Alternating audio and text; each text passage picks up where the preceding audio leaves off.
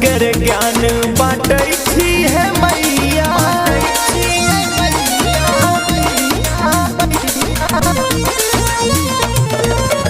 सबके ज्ञान बाँटै छी है मैया, हमरो करू ने उधार।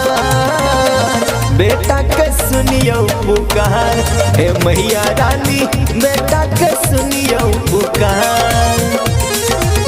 बेटा के सुनियो पुकार हे मैया रानी, बेटा के सुनियो पुकार। सबके ज्ञान बतै छी मैया, हमरो करू ने उधार। बेटा के सुनियो पुकार जय मैया रानी, बेटा के सुनियो पुकार जय मैया रानी, बेटा के सुनियो पुकार जय मैया रानी, बेटा के सुनियो पुकार।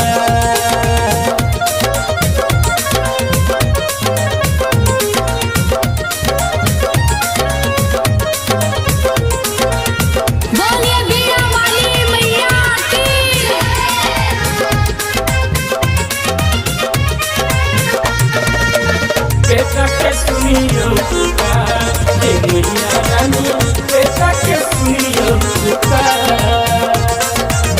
दुख में जन्म भेल दुख बितैया, दुनिया के लोग सब ताना मारैया।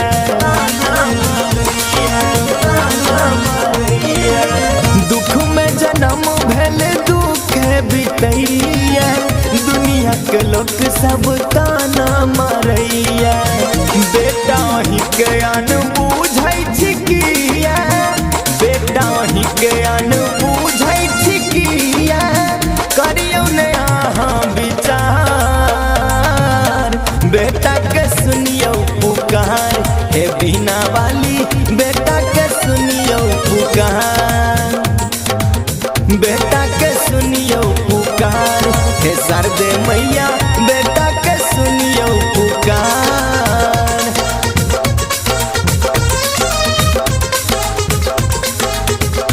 बोलिए सरस्वती मैया की।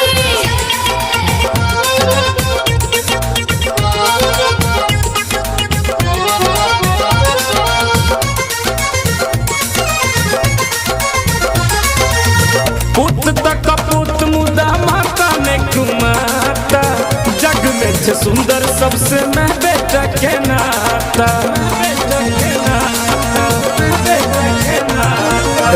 पुत तक पुत मुदा माता ने कुमाता, जग में छे सुंदर सबसे मैं बेटा के नाता।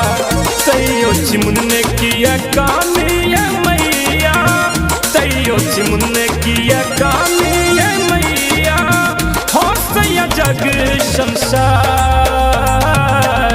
बेटा के सुनियो पुकार जय मैया रानी, बेटा के सुनियो पुकार जय मैया रानी, बेटा के सुनियो पुकार जय बीना वाली, बेटा के सुनियो पुकार।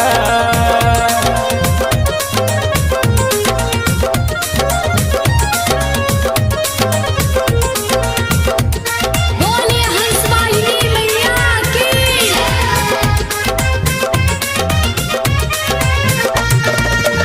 बेटा के सुनियो पुकार जय मैया रानी, बेटा के सुनियो पुकार। मूर्ख कालिदास के बनलो अहाँ ज्ञानी, बिनती सुनु ने मैया शारदा भवानी। मूर्ख कालिदास के बनलो अहाँ ज्ञानी, बिनती सुनु ने मैया शारदा भवानी।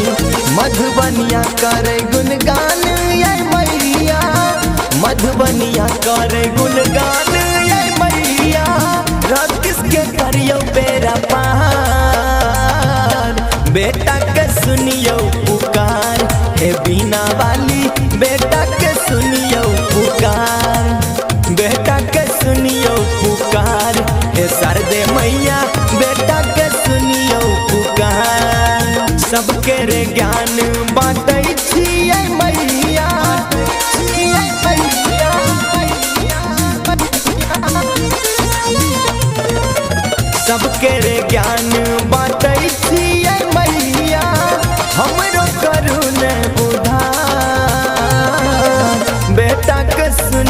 पुकार, हे मैया रानी बेटा के सुनियो पुकार, जय मैया रानी बेटा के सुनियो पुकार, जय बीना वाली बेटा के सुनियो पुकार।